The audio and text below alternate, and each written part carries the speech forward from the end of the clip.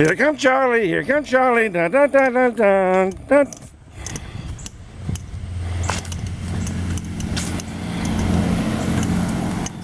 Here comes Charlie, here comes Charlie. Dun, dun, dun, dun, dun.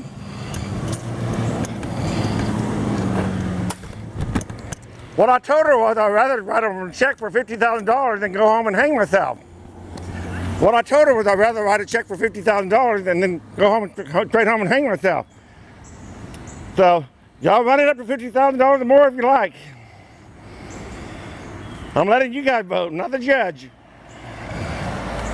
She said she was going to fine me $1,000 for every citation, plus 4 month probation. The 4 month probation was unacceptable to me. So I said I'd rather write a check for $50,000 and go home and hang myself.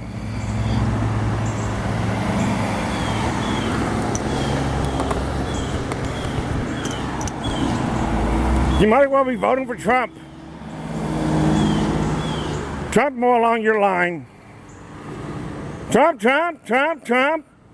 Be sure you go online and sign the useless Green Acre faggot and his uranium enrichment concubines Hollywood House petition.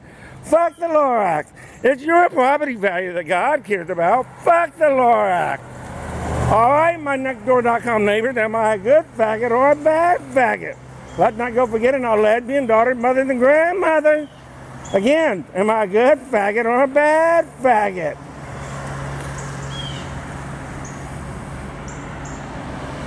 It's your property value God cares about. Fuck the Lorax.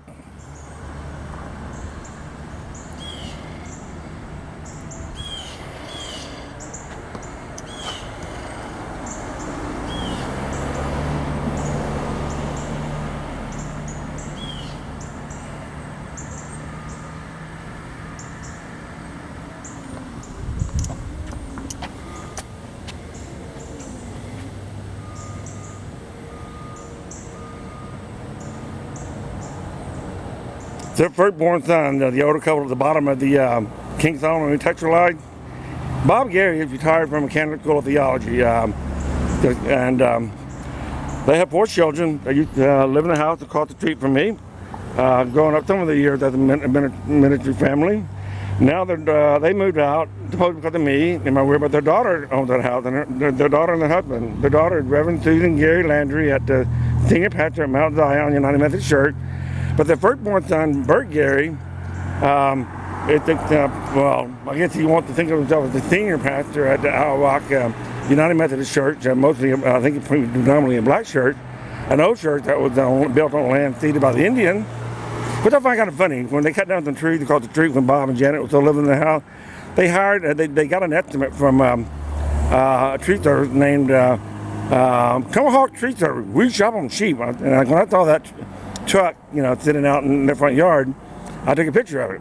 But they ended up going with a different tree service, removing some trees, sending them out. Boute, B-O-U-T-T-E, which I thought was funny, like in booty.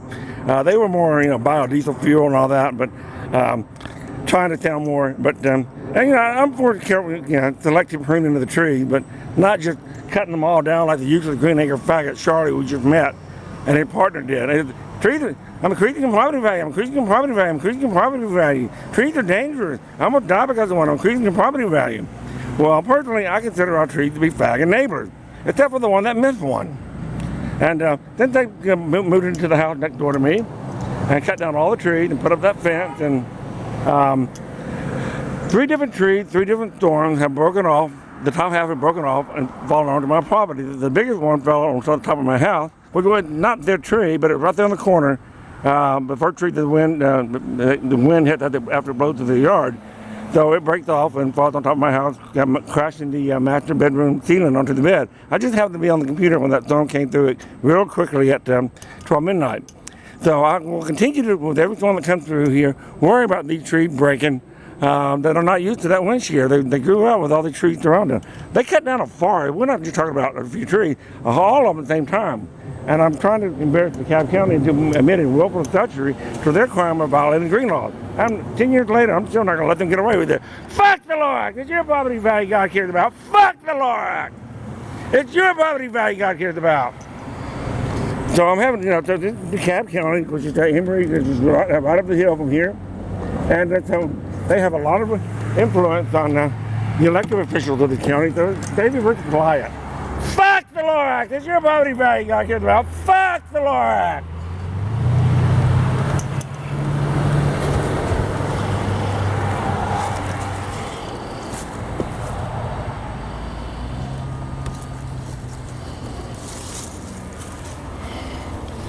And I, if I'm raised above the earth, will draw all people to myself. And today is a very interesting day. This is, I think, the 2-year anniversary, maybe 3, of Robin Williams' suicide.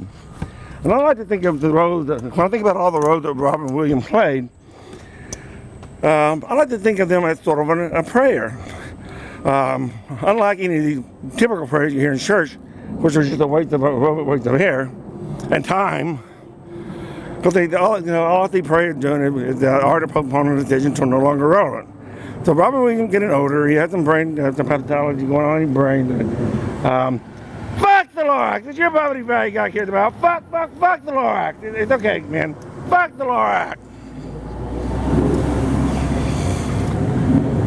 So, as he's getting older, he had the wife and daughter. I can't imagine, how could he do that to his wife and daughter, hang himself? What was his thoughts about how they were going to take this? And so by the time you're ready, he killed himself at that point. Even that feeling don't matter to you. So I can't help but wonder if maybe they were to him, trying to understand that it's like trying to catch lightning in a butterfly. That was what somebody said about Robin Williams. So when you look with empathy, I can see how maybe it could seem like we're trying to understand it is like trying to catch lightning in a butterfly net. So, but now that he's gone, his daughter is, doing fundraising for mental health issues, and his wife jumped on the pathology report that showed that there were some changes going on that can be associated with memory loss and chronic pain and all that. But when you're happy, you can tolerate pain. So at his age, he's probably seeing that there's been no his movies, all his effort in movie roles that he played, it's not paying off. And even his family was wondering if even his daughter and wife even understood him. And at that point, he was just ready to hang himself. It just wasn't, the pain wasn't bearable. But when you're happy, you can tolerate pain. Fuck the LORAC! It's your property value God cares about. Fuck the LORAC! Be sure you go online and sign the useless Green Acre packet, and it's our reigning and uranium enrichment concubine Hollywood House petition. Fuck the LORAC! It's your property value God cares about. Well, I had a court hearing that day before yesterday. 5 citations, and they were going to. When I saw the number of people, my neighbors that showed up to testify against me, I realized there's nothing I could say in my defense. So I asked for a pretrial, and said I wasn't told her the solicitor Graham for the Cass County that I wasn't going to testify. I'm still not guilty, but I'm not going to say a word in my defense. And she said, "But you asked for a trial." I go, "No, all I said was not guilty." And then she said, "Well, I'm going to ask for a $1,000 fine for each of your citations, which is 5, and 4 months probation. And if I violate the probation, then the automatic jail sentence." And I said, "I'd rather go home and write a check for $50,000 and then go straight home and hang myself." So I finally made it public.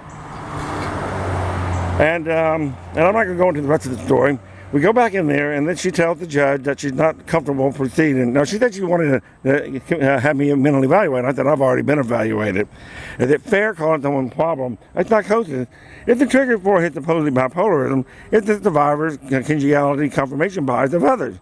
And then I said, "One, those with a surplus are better able to control the circumstances. Those without a surplus are controlled by those with the surplus. One is not always able to exercise good judgment." And then we went on, and then she just still refused to understand. Thought I kept going off on a tangent. But what I want to talk about was about those people that were supposedly here to testify against me. I know I'm violating the court order, but what I'm having to say is important. So that's the 50,000. Jesus was dead man walking, born the very second he was born, was dead man walking. And then while he was alive, he tried to go set up a watchman. That's based on Ezekiel 33, the name of a book by Nellie Hopper, that just came out recently. And he was a threat to the established religious leaders. To kill a mockingbird, they plotted to kill him. The same way my neighbors are plotting to kill me. Well, I'm making it that way. And then death of a salesman. They got $50,000. They want that one. If they want to increase their property value, they're gonna have to do it over my dead body. Fuck the Lorax. That's your property value God cares about. Fuck the Lorax. Be sure you go online. It's on the useless Green Acre Faggot, and it's a reigning and you reigning enrichment concubine Hollywood Health Edition. Fuck the Lorax. It's your property value God cares about. Fuck the Lorax. Actually, it's not just about them, but I'm not going to let the county get away with if they can look the other way while they violate the green law, they better goddamn well look the other way while I violate their sign code ordinance. I could cut down the trees and don't take advantage of the fact that I won't.